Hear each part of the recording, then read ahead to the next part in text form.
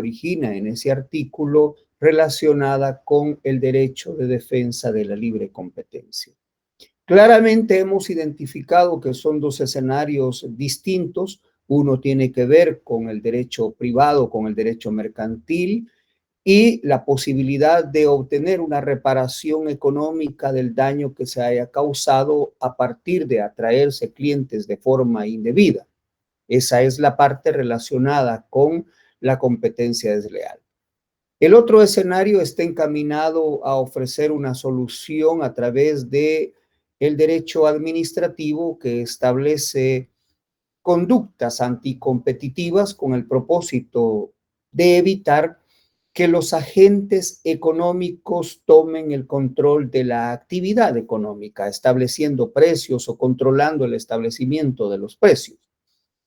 El Estado, con el propósito de evitar esos comportamientos, ya sea a través de acuerdos entre competidores, a través de acuerdos entre no competidores, o ya sea a partir de una concentración, trata de evitar que esos comerciantes se tomen o se agencien la posibilidad de establecer los precios en el mercado. Y para eso ofrece un procedimiento de carácter administrativo y establece sanciones de carácter económico, pero que no tienen como propósito compensar a la persona que ha experimentado un perjuicio de carácter económico, sino la verificación de una conducta que finalmente lleva a que se imponga una multa. El trámite no es de carácter privado, no tiene que ventilarse en ningún juzgado, sino que tiene que llevarse a cabo a través del procedimiento que se sigue ante la Superintendencia de Competencia. Hemos entonces tenido la posibilidad de identificar cuáles son las conductas que el Código de Comercio establece como especies de prohibiciones que tienen que ver con la obligación de todo comerciante de no atraerse clientes de forma indebida a partir del artículo 491. Y también hemos tenido oportunidad de verificar las conductas anticompetitivas que establece el régimen administrativo relacionado con el derecho de defensa de la libre competencia. Pero después, avanzando en el análisis que sugiere el programa de estudios, también hemos tenido oportunidad de identificar escenarios que tienen relación con las insolvencias de un empresario. Me refiero a la quiebra y a la suspensión de pagos que está contemplada en el artículo 498 y siguientes del Código de Comercio. Y lo que ocurre en esta institución jurídica es que, en efecto, se intenta ofrecer una solución para todos los acreedores de una persona, de un deudor, que en su actividad económica ha tenido dificultades económicas que no le han permitido mantener el flujo de pago o de solvencia de las deudas que ha ido adquiriendo en esa actividad económica. Esto tiene que ver principalmente con el riesgo al que se expone una persona que decide llevar a cabo una actividad económica y que frente a ese riesgo la posibilidad es que efectivamente el negocio no funcione como lo esperaba y que finalmente asuma más deudas que créditos y eso le imposibilite atender las deudas o esas cargas económicas con lo que dispone la empresa. En esos casos, la ley ofrece dos caminos. Uno es la suspensión de pagos y el otro es la quiebra. Entendiendo que la suspensión de pagos es una forma de atender una insolvencia temporal, una dificultad temporal de atender esas deudas y que con probabilidad ese comerciante considera que más adelante va a poder acomodar o ajustar esas responsabilidades económicas y finalmente va a terminar pagándole a sus acreedores. Lo único que necesita cuando estamos frente a la suspensión de pagos es que se le conceda un plazo para ajustar o reacomodar esas obligaciones de carácter económico, es decir, aplazar por un tiempo la exigencia de las obligaciones. Decirle a sus acreedores, le vamos a dar este plazo de espera a este comerciante para que luego retome el pago de esas deudas. En cambio, cuando hablamos de la quiebra, es una condición en la que se encuentra un comerciante que ya no puede hacerle frente a sus obligaciones. Es decir, que ya no es suficiente el patrimonio económico o el patrimonio afecto a la actividad económica para poder pagarle a sus acreedores. Y por lo tanto va a tener que acudir a un procedimiento que permita que todos sus acreedores cobren de lo que él pueda disponer desde el punto de vista económico, compartiendo todos los acreedores la pérdida que puedan experimentar, porque lo cierto es que no va a conseguir pagarles por completo lo que les debe, pero lo que buenamente haya quedado de la empresa, pues resultará necesario distribuirlo entre todos los acreedores para pagar las deudas que ha asumido ese comerciante. Desde luego que la forma en la que nuestro Código de Comercio tiene contemplada esa dificultad económica en la que un empresario puede encontrarse no es la mejor. Es una institución que ha sido completamente superada a nivel internacional, que el derecho comparado pues muestra que esa institución ha merecido una atención muy particular, en donde es posible incluso identificar escenarios en los que el propio Estado ayuda a poder atender esas insolvencias económicas, estableciendo mecanismos legales para que el Estado se interese en rescatar empresas y pueda esa empresa cumplir con sus obligaciones. Me refiero particularmente a la ley de quiebra de los Estados Unidos, que tiene dos capítulos importantes, el capítulo 7 y el capítulo 11, en donde resulta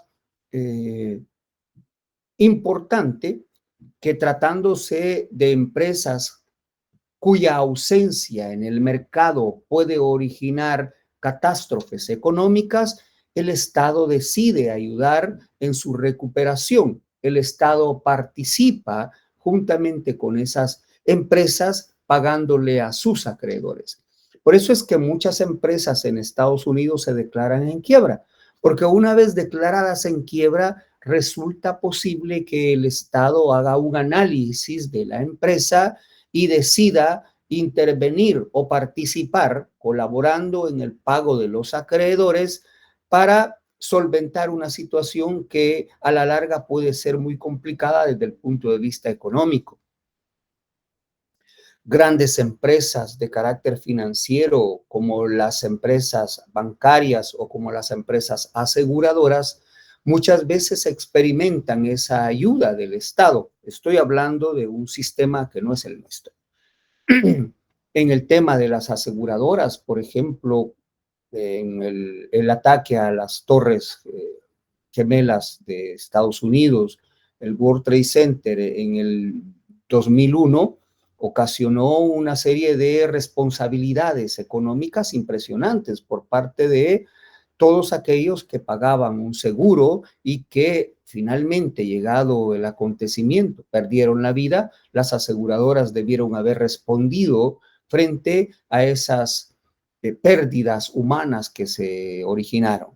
Frente a esa cantidad impresionante de personas que falleció o que experimentó un daño en su salud, las aseguradoras pues probablemente hubieran tenido que declararse en quiebra y finalmente el Estado tendría que haber buscado la forma de ayudar económicamente al pago de todas esas indemnizaciones. Pero por eso el propio Estado creó un fondo especial para atender a esas víctimas, sin que fuera necesario que presentaran reclamos a las aseguradoras. Pero bien, ese es un tema que, como ha venido quedando claro, el esquema que jurídicamente nosotros tenemos ahora no responde a las actuales exigencias de un tema de quiebras, porque la quiebra que nosotros tenemos es liquidatoria. Lo que quiere decir es que una empresa declarada en quiebra, pues el camino que tiene, el único camino que tiene es el de liquidar, no el de hacerle frente a todas esas deudas y sacar a flote la empresa.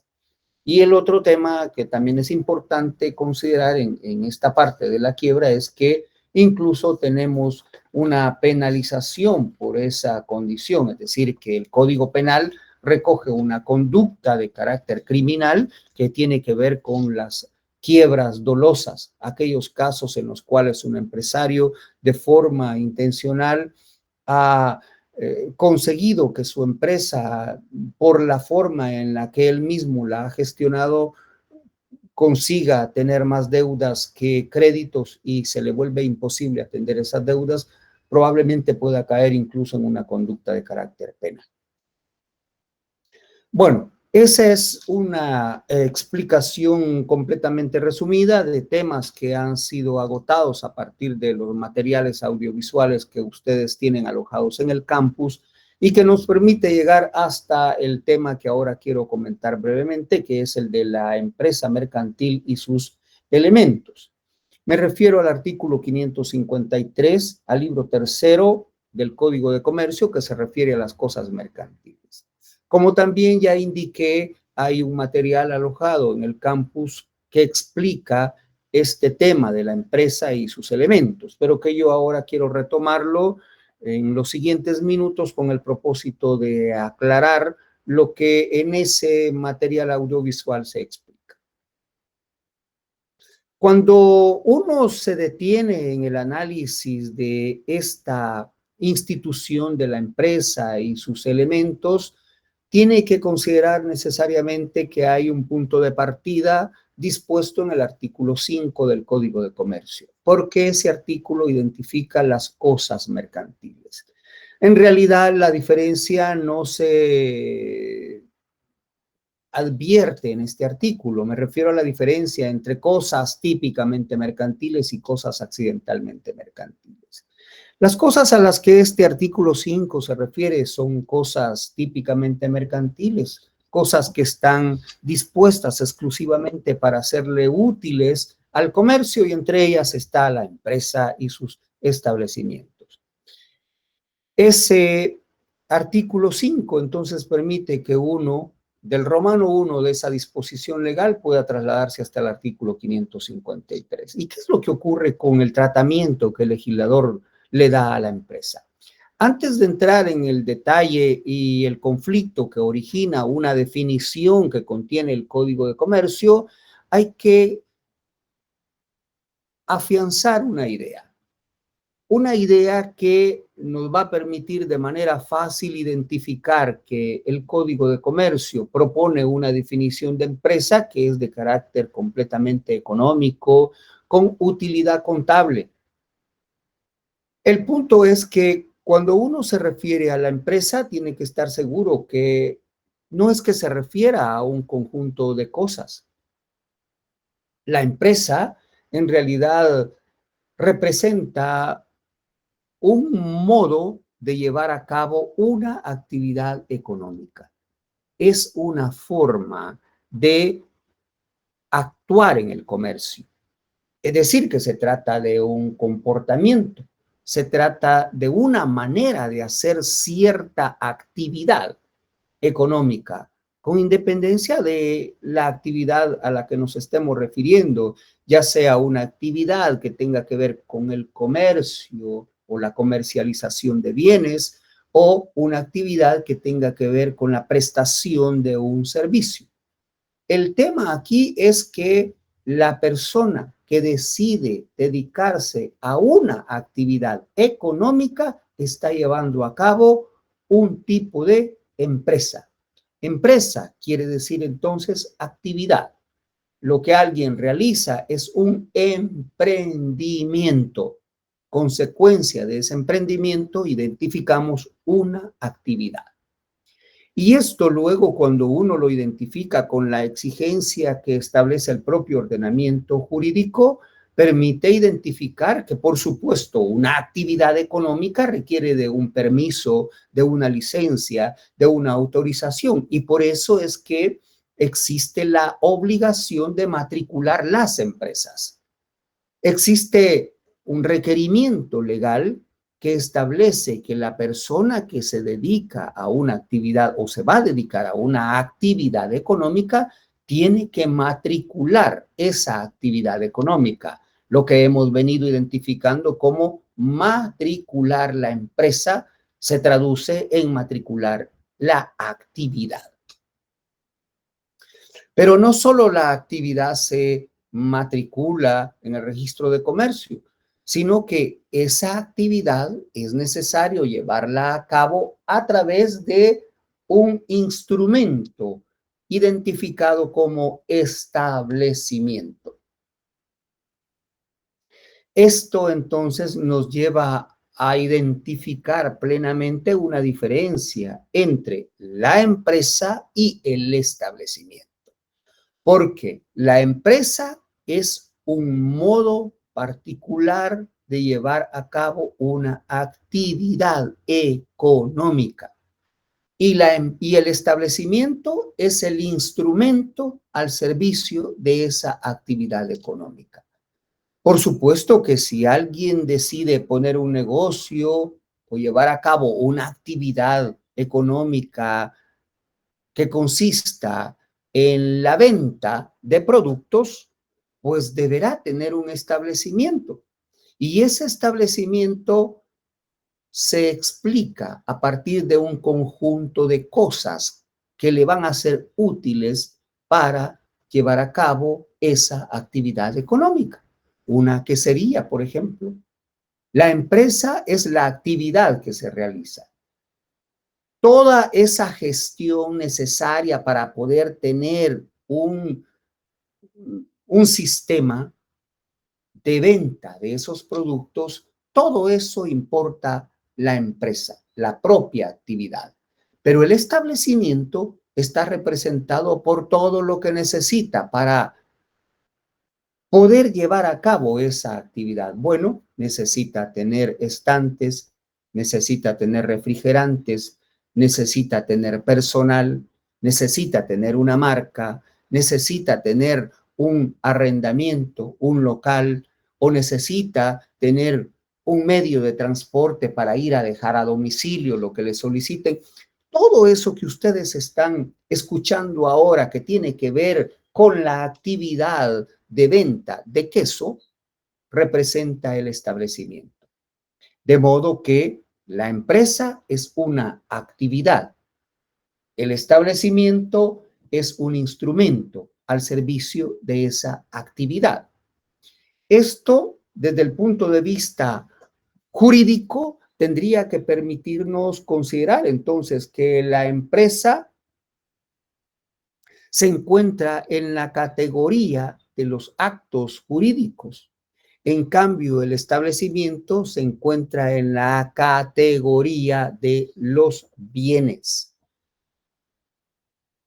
Si uno logra establecer esta separación necesaria, lo que quiero decir es que uno no puede confundir la empresa con el establecimiento, se dará cuenta que dentro de las exigencias que establecen estas disposiciones legales referidas a las obligaciones de los comerciantes, identifica que es necesario matricular tanto la empresa, actividad, como el establecimiento, instrumento al servicio de esa actividad. Y toda empresa tiene un establecimiento. ¿Esto qué quiere decir? Aunque estemos en presencia de un emprendimiento que no requiera tener un local físico, que lo único que necesite es una computadora y estar en comunicación o conexión con los clientes a través de esa computadora, siempre requerirá la inscripción tanto de la matrícula de empresa como la matrícula de establecimiento. Bueno, esto resulta necesario para luego saber por qué el Código de Comercio, en todo el desarrollo que tiene de la empresa mercantil, siempre nos viene perfilando hacia el establecimiento más que hacia la empresa, porque la empresa, como dije, es una actividad. El Código de Comercio se encarga de regular el establecimiento, que ya dijimos que tiene la connotación o se encuentra dentro de la categoría de los bienes. Los bienes de carácter mercantil, porque se trata de una cosa típicamente mercantil, según el artículo 5, como lo dijimos al inicio. Entonces, con esa idea entramos a la consideración de que el artículo 553, cuando describe la empresa, realmente no está refiriéndose a la empresa en sí misma. Se está refiriendo al instrumento al servicio de la empresa. Es decir, el instrumento que la empresa necesita para poder llevar a cabo la actividad que representa la empresa misma. Cuando uno se detiene en el artículo 553, observa que se refiere a un conjunto de cosas ordenadas, organizadas, con el propósito de permitirle a una persona llevar a cabo cierto comportamiento que le permita obtener un lucro o que de manera sistemática le permita ofrecer bienes o servicios. Cuando uno observa entonces que ese artículo 553 se refiere a esa manera organizada de bienes para prestar un servicio, para vender un producto, claramente advierte que se está refiriendo la disposición legal al establecimiento y no a la empresa.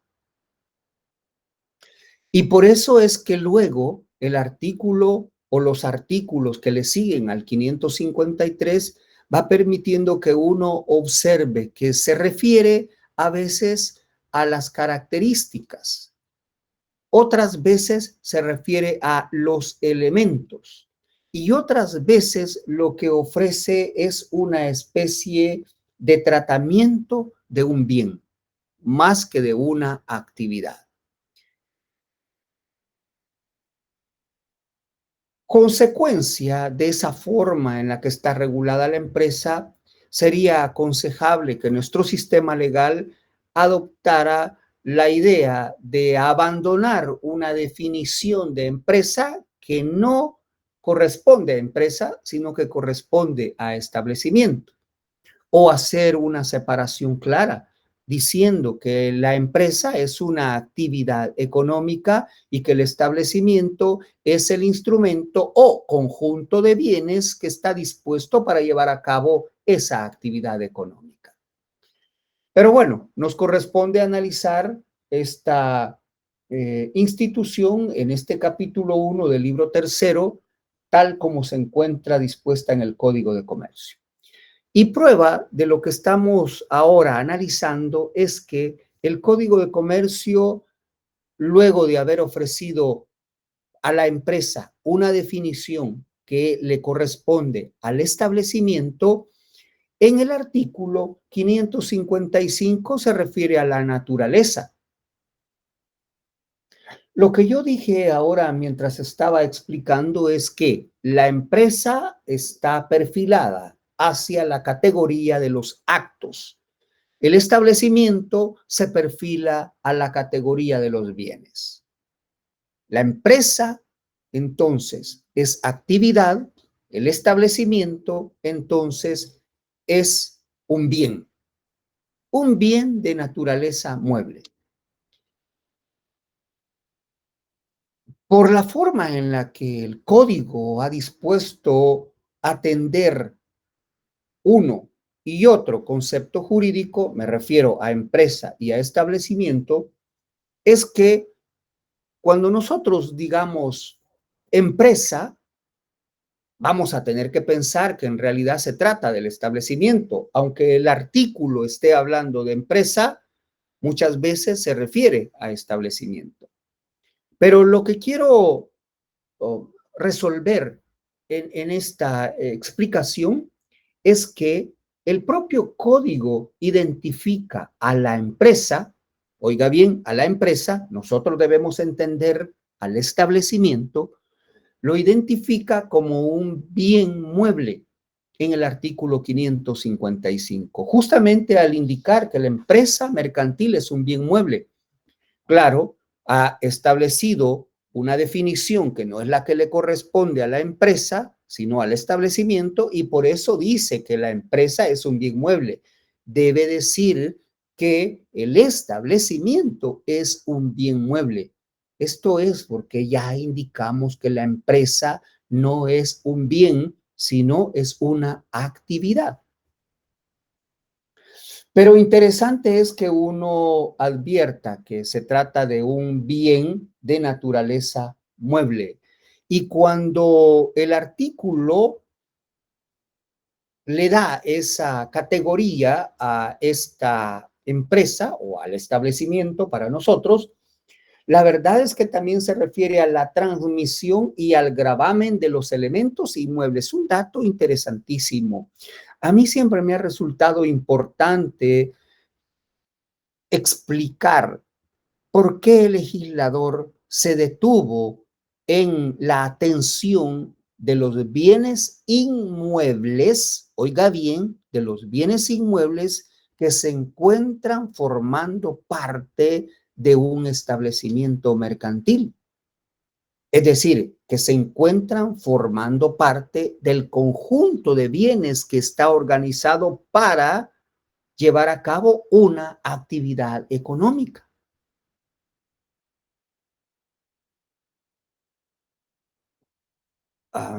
Esto requiere que uno entre en el análisis completamente práctico, que ciertamente tome los elementos teóricos científicos de una disposición legal, me refiero al artículo 555, y luego lleve hasta el terreno práctico esa explicación. Sin duda, pensar en una actividad económica implica comenzar a pensar cómo voy a organizarme para llevar a cabo esa actividad económica.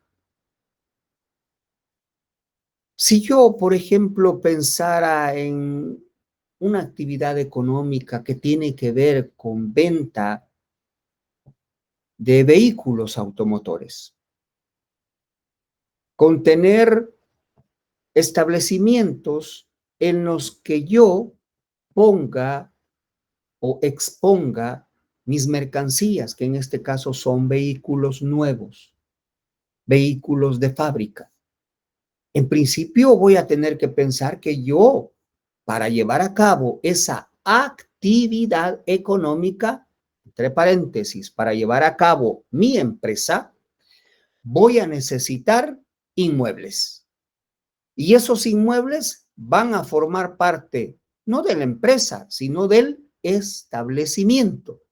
¿Por qué? Pues porque ya dijimos que el establecimiento es el conjunto de bienes y yo necesito inmuebles, sean propios o sean alquilados. Supongamos que comienzo a pensar en inmuebles propios. En esos inmuebles yo tengo a disposición del público vehículos nuevos. Cuando el artículo 555 establece que la empresa es un bien mueble, corrijamos, el establecimiento es un bien mueble y que la transmisión y gravamen de los elementos inmuebles se rigen por el derecho común, lo que está indicando es que si ese empresario tiene bienes inmuebles como los que estamos advirtiendo ahora que yo necesito para poder poner a la venta y que el público vea esos vehículos nuevos, lo que estoy diciendo es que en caso de necesitar constituir una garantía sobre esos bienes inmuebles, pues tengo que acudir al derecho civil. Claramente estamos hablando de en caso de necesitar hipotecar esos inmuebles. Si yo lo que quiero es generar un gravamen sobre ese inmueble, necesito atender el derecho civil. Y el derecho civil me indica que lo que yo tengo que hacer es hipotecar el inmueble que se encuentra formando parte de los elementos que conforman el establecimiento. Oiga bien que no estoy hablando de dar en garantía la empresa. Estoy hablando de dar en garantía un inmueble que forma parte de los elementos del establecimiento. Código Civil. Pero hay otro dato importante en ese artículo 555 que se refiere a la transmisión de esos bienes inmuebles. Aquí me parece muy acertado que el legislador haya utilizado el concepto transmisión, no utilizó el concepto transferencia. Cuando se refiere a la transmisión es porque está advirtiendo que ese empresario puede fallecer, que el dueño de ese establecimiento puede fallecer. Y el tratamiento que se le va a dar a esos inmuebles es el que corresponde según el derecho civil.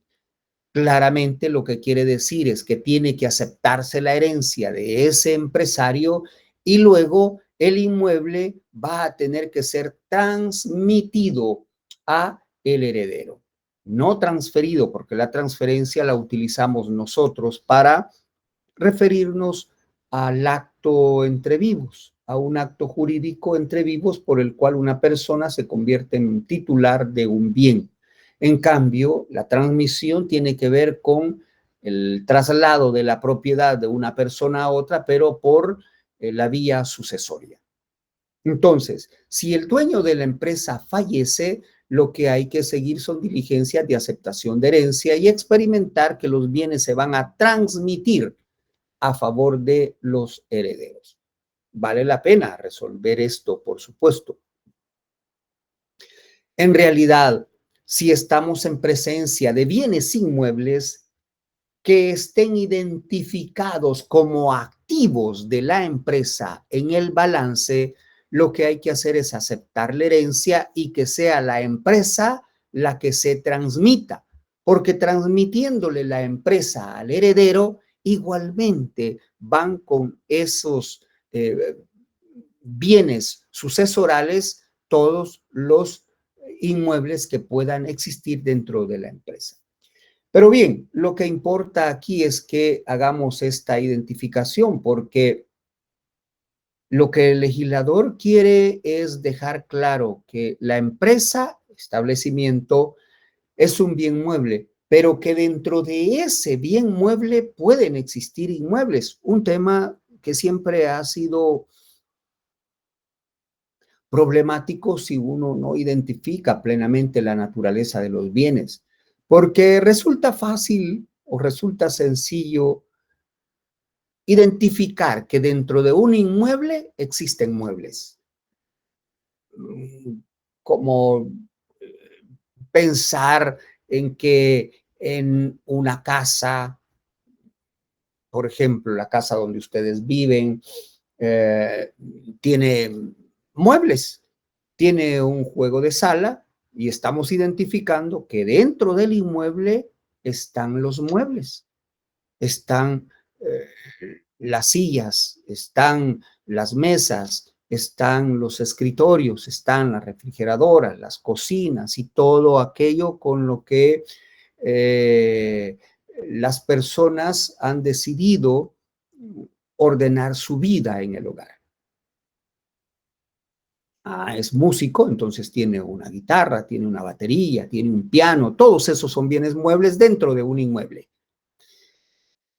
El tema aquí es que el artículo 555 está haciendo una consideración a la inversa, porque está indicando que la empresa es un bien mueble y que dentro de un bien mueble pueden existir inmuebles.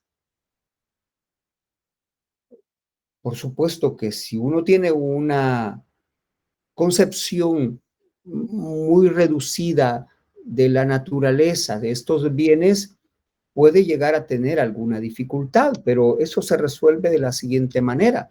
Cuando ya hemos visto que la empresa es un bien mueble, establecimiento, y que dentro de los bienes con los que está organizado el establecimiento, hay inmuebles, sin duda que es posible pensar y considerar que dentro de un bien mueble hay bienes inmuebles.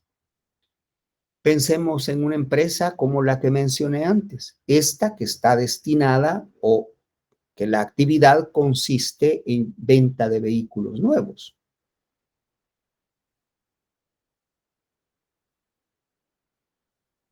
No solo vehículos, puede ser cualquier otra actividad, puede ser una pupusería que su dueño, el empresario, ha decidido tener los inmuebles donde funcionan, ha decidido comprar el inmueble donde funciona la pupusería.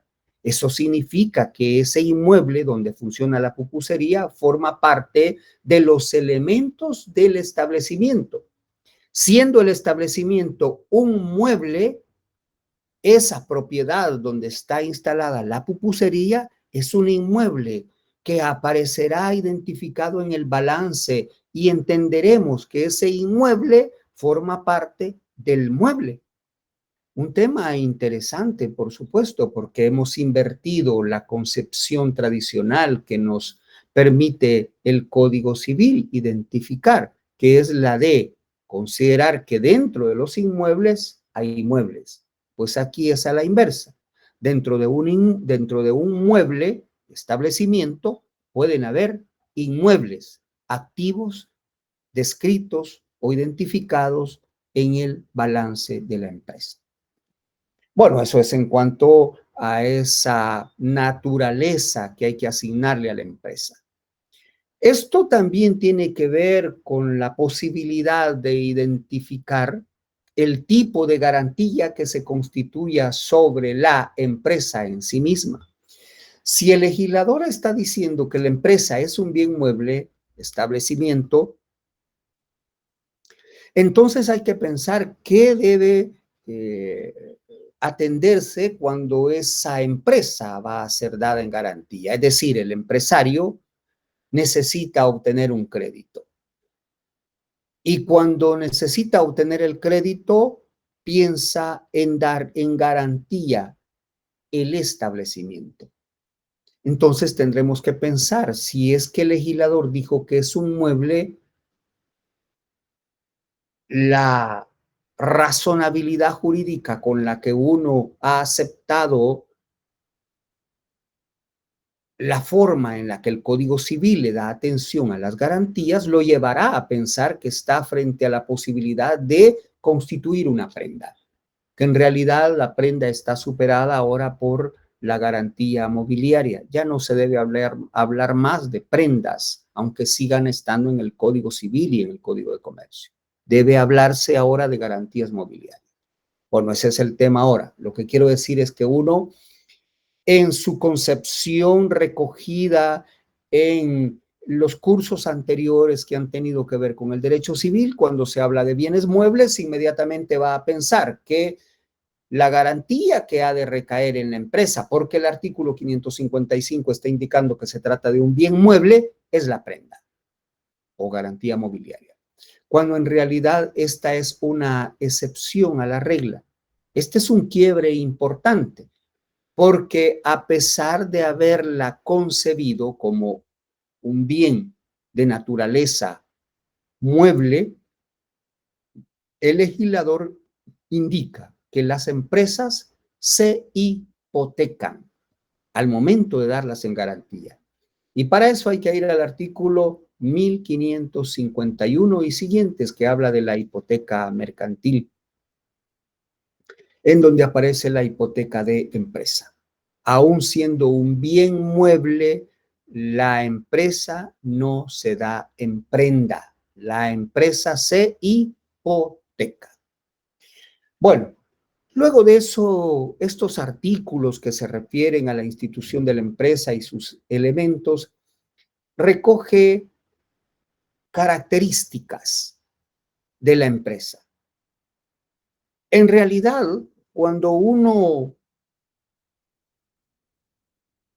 examina el establecimiento mercantil a partir de los bienes o la clasificación de los bienes que ofrece el Código Civil, llega a la conclusión que la empresa es un bien universal. Esto es porque el Código Civil indica que hay bienes universales y hay bienes singulares. Los bienes universales representan un conjunto de cosas a las que se les puede dar un tratamiento unificado. Y ese conjunto de cosas no es más que esa reunión de bienes que resultan útiles para llevar a cabo una actividad económica, como lo hemos dicho antes. Entonces, toda empresa legalmente organizada implica un universo de cosas. Eso hace que la universalidad de los bienes no cambie por el cambio de elementos que pueda experimentar el establecimiento. Esto quiere decir que puede ser que un establecimiento tenga una clase de bienes y al siguiente día no los tenga. Ese cambio de bienes no tiene que afectar la universalidad de bienes. Es decir, cuando yo organizo una empresa, cuando yo digo, me voy a dedicar, voy a llevar a cabo una actividad económica que consista en lavar vehículos. Y entonces comienzo a pensar todo lo que necesito para lavar vehículos. En principio ya tengo una actividad económica. Cuando yo pienso en lavar vehículos, ya estoy frente a la empresa, el emprendimiento. Cuando yo comienzo a pensar en todo lo que voy a necesitar para lavar vehículos, entonces estoy en la parte del establecimiento, el instrumento al servicio de la actividad económica. Voy a necesitar personal, voy a necesitar probablemente un tanque por si acaso se ve el agua, voy a necesitar jabón, voy a necesitar el champú para los vehículos y voy a necesitar aspiradora, voy a necesitar mangueras, todo lo que necesito. Todos esos elementos conforman el establecimiento. Ahora, si el día de mañana cambian esos elementos que conforman el establecimiento, no por ello cambia la naturaleza de la empresa, del establecimiento. Si yo después adquiero un inmueble y en ese inmueble instalo la actividad económica, no estoy cambiando para nada el universo de cosas. Al contrario, estoy ampliando el universo de cosas que representan el establecimiento. Todo junto representa una sola identidad. Las mangueras, las aspiradoras, la pasta que le ponen, todo eso representa un universo de cosas. A ese universo de cosas le llamamos establecimiento mercantil. Esa es una de las características. La empresa es un universo de cosas. Otra característica es la de la unidad de destino. Todos esos bienes que conforman la universalidad de la que he hablado tienen una unidad de destino, tienen una proyección, se perfilan hacia una utilidad relacionada con el instrumento que sirve para llevar a cabo la actividad económica. Todos los bienes que están destinados para esa actividad que consiste en lavar vehículos, todos tienen esa vocación de ser útiles a la unidad de destino, y la unidad de destino es prestar un servicio, lavar vehículos. Esto nos lleva al artículo 556, que se refiere justamente a esa característica. La unidad de destino de los elementos que integran, en realidad no es la empresa, que integran el establecimiento, no puede separarse por persecuciones aisladas. Este dato es relevante. Lo que el artículo explica, lo que el artículo regula, es la posibilidad en la que nos podamos encontrar. Cuando el señor dueño del car wash, cuando la señora dueña de la pupusería, cuando el dueño de la venta de vehículos nuevos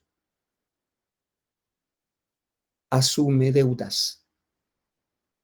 La actividad económica consiste básicamente en una cadena de crédito. La economía va funcionando a partir de créditos. El que tiene bienes para comercializarlos, el que elabora bienes para venderlos, como la señora de las pupusas, o el que presta el servicio de lavado de vehículos, o el que vende vehículos, funciona a partir de créditos. A la señora de las pupusas le dan el producto para que ella después lo pague. Al señor del car wash le han dado financiamiento para que pueda adquirir esas aspiradoras y esas mangueras especiales. Al de los vehículos nuevos le han dado un crédito para que pueda colocar esos vehículos a la venta. Y esos créditos tienen que funcionar como una especie de círculo que va permitiendo que la economía funcione. Porque cuando le pagan el servicio al del car wash o le compran las pupusas a la señora de la pupusería, ese dinero sirve para pagar el crédito. Y ese es el círculo en el que la economía se manifiesta como la fórmula ideal para mantener activo el engranaje económico. El tema del artículo 556, cuando habla de la unidad de destino, tiene que ver con esa explicación que he ofrecido, indicando que la economía funciona a partir de los créditos. Sin olvidar que en materia de establecimientos existe una unidad de destino. Los bienes están destinados para servirle a la actividad económica empresarial. Y lo que el artículo refiere es que no se pueden perseguir de manera aislada los elementos esenciales de la empresa. En realidad, elementos esenciales del establecimiento.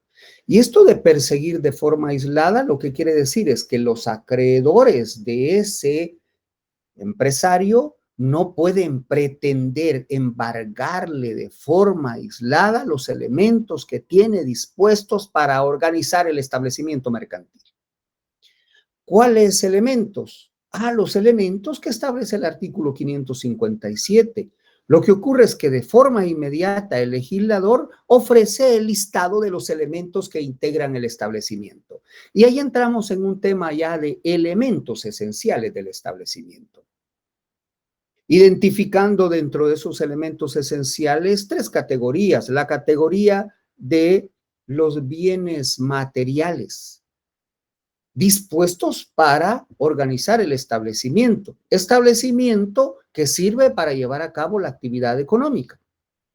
Materia prima, productos acabados, enseres o bienes con los que se ha organizado el establecimiento mercantil forman parte de los elementos materiales. Elementos intangibles de la empresa.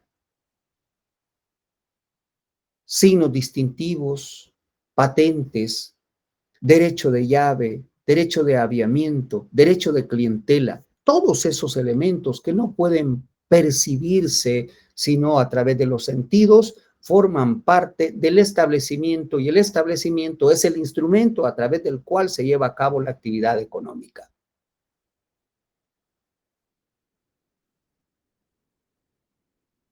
De modo entonces que, bueno, y el trabajo como tercer categoría o tercer elemento dentro de la empresa o el establecimiento. Las relaciones de trabajo, las relaciones de subordinación entre el dueño de la empresa y sus empleados forman parte de los elementos de la empresa. Lo que el artículo 556 entonces dice que ninguno de esos elementos puede experimentar una persecución aislada. Los acreedores de esa señora de la pupusería o de ese señor del car wash o del que vende los vehículos nuevos no pueden perseguir de forma aislada los bienes. Pensemos de manera específica. La señora de las pupusas seguramente va a necesitar unas planchas. Seguramente va a necesitar una refrigeradora, un freezer donde guarda las cosas que utiliza para elaborar a diario las pupusas. Esos bienes forman parte de los elementos de la empresa. Son bienes materiales. Son bienes que están formando parte de un universo de cosas que son útiles para llevar a cabo una actividad económica. Eso es lo que quiere decir el artículo. Ahora, frente a las deudas que esa señora tenga, puede ocurrir que un acreedor diga, bueno, esta señora no me pagó. Voy a tener que iniciar un juicio para pedirle que me pague. Y en efecto le inicia un juicio, obtiene del juez una orden de embargo y se presenta a la pupusería. Se presenta a la hora que abren o se presenta cuando ya han abierto. La pupusería abre a las 6, pero a esa hora no pueden embargarse bienes. Tendrá que esperar la hora hábil, que serán las 8, y a las 8 llega a embargar. Dice, vengo a embargar y a llevarme estas planchas, a llevarme estos refrigeradores, a llevarme este televisor, que es donde se ponen los partidos o la gente se entretiene mientras está comiendo sus pupusas. O llega al car wash y dice, bueno, voy a embargar estas mangueras, voy a embargar todos estos materiales que están dispuestos para esta actividad económica. Y ahí viene el artículo 556 desplegando la importancia que queremos destacar. Porque el artículo indica que no se pueden embargar de forma aislada los bienes. Inciso segundo del artículo 556. El embargo debe abarcar la empresa en su conjunto. No puede embargarse entonces, señora, la plancha. No puede embargarse el refrigerador. Tiene que hacerse un embargo sobre la universalidad de bienes. Bueno, entonces quiere decir que me los puedo llevar todos. No, no se refiere a eso el artículo. Se refiere a que tiene que embargar la actividad económica, el establecimiento. Y para eso no tiene por qué llevarse las cosas que están siendo utilizadas para una actividad económica, porque eso lo que hace es frustrar por completo la realización de esa actividad económica. En adelante, ¿dónde va a ser las planchas? ¿Dónde va a guardar el material? El régimen legal lo que busca es darle protección a la actividad económica, no paralizar la actividad económica. Eso significa que la persona acreedora que obtuvo del juez una orden de embargo, lo que tiene que hacer es embargar la empresa en su conjunto. Tiene que ir a un lugar donde pueda inscribirse o anotarse el embargo. Esto quiere decir que vaya al, usted ya sabe, registro de comercio y allí anote el embargo. Y luego de haber anotado el embargo, presentarse a la empresa, no para llevarse las planchas, no para llevarse las mangueras, no para llevarse los vehículos que están a la venta en el establecimiento que vende vehículos nuevos, sino para nombrar un interventor con cargo a la caja, designar a una persona que tenga el control del ingreso y del egreso de esa empresa, sin necesidad de atentar con la continuidad de la actividad económica. ¿Por qué? Porque hay una característica identificada como unidad empresarial. Esto es muy útil si acaso un día usted decide dedicarse a la actividad profesional independiente. Me refiero a que usted represente intereses de sus clientes y lleve a cabo juicios para cobrar deudas. Si usted es el abogado del acreedor de la señora que tiene la pupusería, si es el abogado del acreedor del señor que tiene el car wash, usted sabe perfectamente que no puede llegar a embargar al lugar las cosas que se utilizan para la actividad económica, las cosas que forman parte del establecimiento mercantil. Usted debe saberlo y como consecuencia tendrá que ir al registro de comercio. Pero si usted es el abogado de la señora de la pupusería o del señor del car wash y experimenta que alguien hizo lo que no le reconoce la ley, que es embargar bienes, porque pudo haber llegado y decir, bueno, yo ya estoy aquí, lo que vengo es a traerme estas planchas, por favor suban esas planchas a este vehículo, las vamos a llevar. No hay por qué oponerse en el momento. Si usted es el abogado de la señora de la pupusería, no debería decirle, no, quíteselas porque no se las puede llevar. Si quiere llevárselas, que se las lleve. Lo cierto es que usted va a poder presentarse al juzgado y decirle al juez que desembargue los bienes, presentándole la matrícula de empresa, diciéndole, señor juez, la empresa responde a una unidad de destino. La empresa es un universo de cosas. El artículo 556 indica que no se pueden embargar bienes aislados. Así es que le solicito que desembargue los bienes y se los entregue a mi cliente para garantizar la continuidad de la actividad económica. Si quiere embargar, que vaya al registro y que nombre un interventor con cargo a la caja. Artículo 556. Pero esto tiene una excepción. El artículo en la parte final, no en la parte final, sino en el penúltimo de sus incisos, indica que puede practicarse embargo aislado si se trata de dinero, si se trata de mercancías o si se trata de créditos, siempre que no se impida con ello la continuidad de la actividad económica. Vea usted que existe un propósito, el de darle garantía, protección a la actividad económica.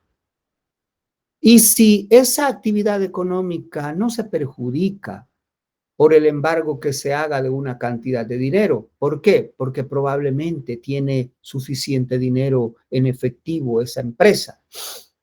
Y entonces usted identifica que en la caja están los $500 que está reclamando y que todavía sobra dinero.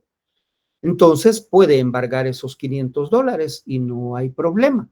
No se interrumpe la continuidad de la empresa siempre y cuando advierta que existen fondos suficientes para mantener esa actividad.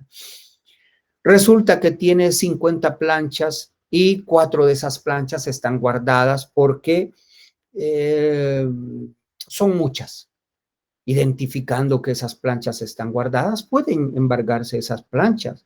¿Por qué? Porque eso no interrumpe la actividad económica de la empresa. Bueno, vamos a dejar esta conversación hasta este punto. Lo que busco es dar una explicación más personalizada sobre el tema que ya ha sido alojado en el campus virtual. Antes de entrar en una explicación breve que tengamos que hacer sobre la propiedad intelectual y luego en el tema de la empresa individual de responsabilidad limitada. Si tienen alguna pregunta, es el momento de solventarla. Hasta este punto que ahora he comentado, tendrá en cuenta el laboratorio que vamos a hacer la semana que viene con el propósito de reunir la primera de las asignaciones numéricas que tienen que hacerse para saber si usted va a pasar este curso, que seguramente sí lo va a hacer, pero la primera nota formativa que será la otra semana, tendrá que ver con los temas que hasta este día hemos desarrollado. Si tienen alguna pregunta, reitero que este es el momento indicado para hacerla. Si no tienen preguntas, entonces nos vamos a ver la próxima semana en la universidad el día lunes a las 6:20.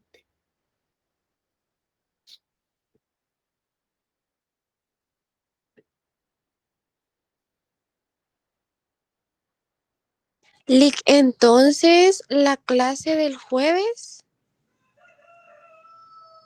Ah, perdón, sí, hoy es...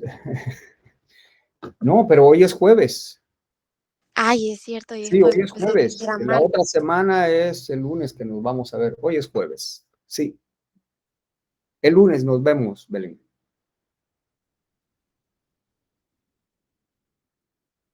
Buenos días, Lick. El lunes sería laboratorio o hasta el jueves de la próxima semana. Hasta el jueves de la próxima semana.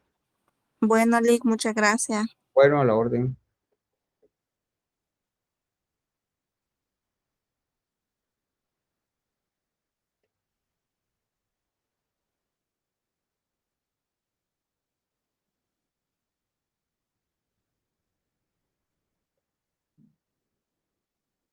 Bueno, que tengan buen día entonces.